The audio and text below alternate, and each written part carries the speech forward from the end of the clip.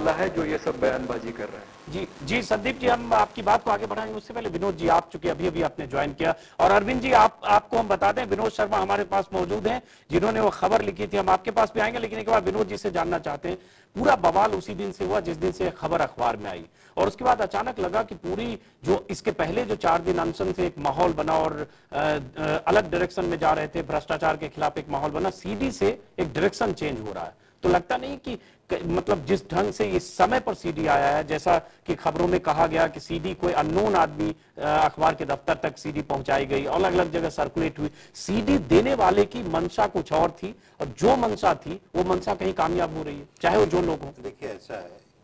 कि सीडी किसने दी इससे हमारे को कुछ लेना देना नहीं है,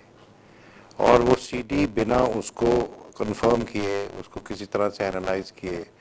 बहुत से टेलीविजन चैनल्स ने और अखबारों ने उसको प्रकाशित किया। हमने हिंदुस्तान टाइम्स में ये कोशिश की कि हम एक सही ओपिनियन लेकर, अगर ये सीडी हमारे उस ओपिनियन में आता कि गलत है, तो हम लोग उस सीडी को नहीं छापते।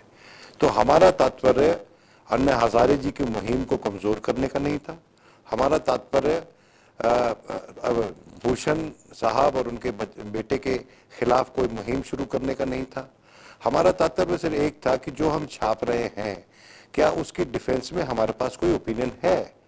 और हमने उस ओपिनियन को सामने रखते हुए जो पहले दिन शनिवार को जो खबर छपी, जो फ्राइडे को खबर छपी, जो शनिवार को खबर छपी, उस खबर में जो रिपोर्ट का हमने एक्सेप्ट दिया, उसके बाद एकदम हमने शांति भूषण साहब का कोट दिया उसको क्वेश्चन करते हुए।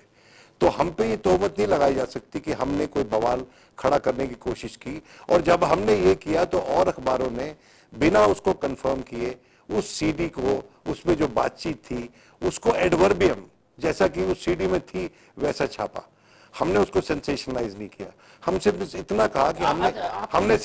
सिर्फ इतना कहा कि हमारे पास फॉरेंसिक रिपोर्ट एक है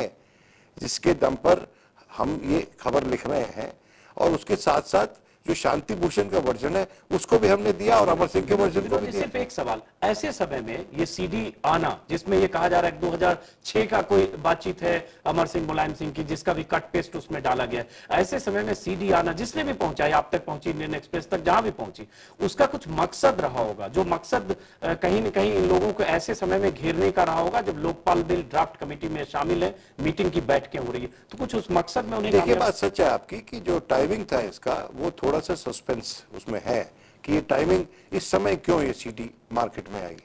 लेकिन मैं ये सवाल उठाना चाहता हूं कि जब ये सीडी मार्केट में आई तो उस सीडी के रिस्पांस में तुरंत,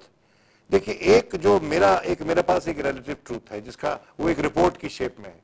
मैं तो एक पत्रकार हूं, कोई फॉरेंसिक एक्सपर्ट तो नहीं हूं मैं कि मैं उसको टेस्ट करके खुद से बना के बता दूं। और वो जो मेरे पास ओपिनियन आया, उस ओपिनियन को मैंने जनता के समक्ष रखा, और उसके साथ साथ शांति भूषण ने जो केस दर्ज किया था पुलिस में उसको जनता के समक्ष रखा, और शांति भूषण के इस क्लेम को जनता के समक्ष में रखा कि एक, अगर आप ये कह रहे हैं कि ये टॉक कंटिन्यूअस है और ये टेम्पर्ड नहीं है, तो फिर किसी ने मेरी आवाज फेर बदल के इसमें इस्तेमाल की है। ये पॉइंट ऑफ व्यू भी उसमें था। अब बात ये सवाल ये उठता है कि जिस अखबार ने और जिस पत्रकार ने ये ड्यू डिलिजेंस किया, उस पत्रकार के खिलाफ ओपन प्रेस कॉन्फ्रेंस में प्रशांत भूषण साहब ने,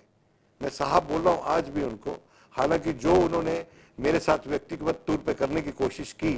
वो मैं समझता हूं सिविल नहीं था, वो सिविल सोसाइटी के मेंबर है, लेकिन जो उन्होंने कहा वो सिविल नहीं था। उन्होंने पता क्या कहा, उन्होंने ये कहा कि विनोद शर्मा के तो किस पॉलिटिकल दल के करीब है ये पता है क्योंकि वो माइनॉरिटीज कमीशन के मेंबर हैं। मैं उनको ये बताना चाहता हूं प्रशांत भूषण साहब, अगर आप पीआईएल मुफ्त लड़ते हैं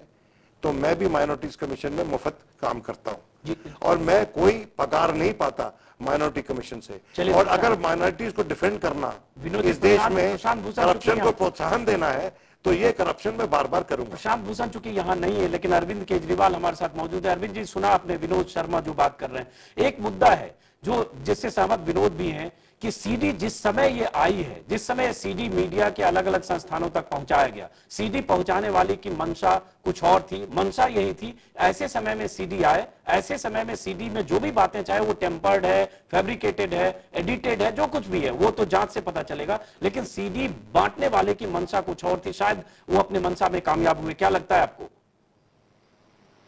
देखिए, उसने उससे दो निशाने मारे हैं एक तीर से। एक तो उसने इस जॉइंट ड्राफ्टिंग कमेटी को अटैक किया है,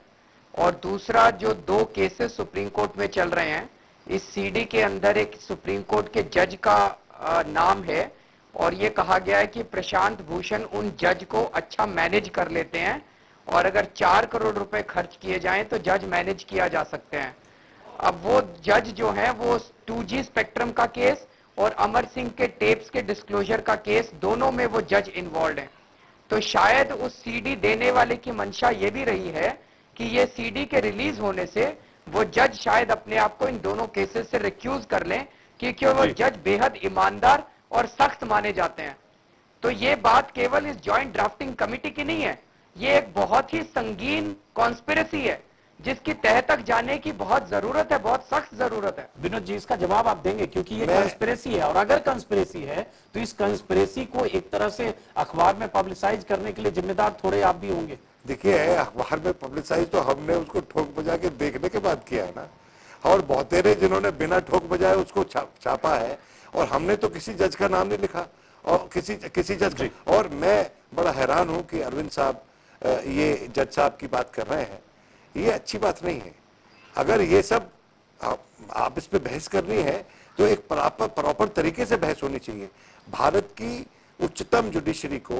इस तरह से स्टूडियोज में बैठकर डिस्कस करना, मैं समझता हूं तौहीन है इस देश की जुडिशरी की, और हमको संकोच करना चाहिए ऐसी बातों से। तो किसी अखबार ने उन जज साहिबान का नाम नहीं लिखा, उन अखबारों ने भी नहीं लिखा जिन्होंने इस सीडी को वेरीफाई नहीं करवाया। हमारी तो आप बात ही छोड़िए। हाँ, लेकिन लोगों ने समझ लिया, क्योंकि देखिए, समझ लेने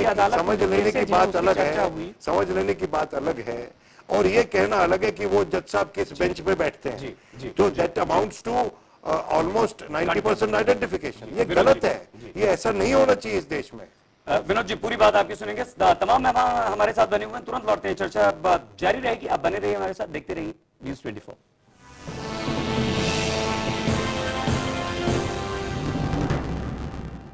आपको लगता है कि अभी भी कुछ चीजें ऐसी हैं जहां सोच समझकर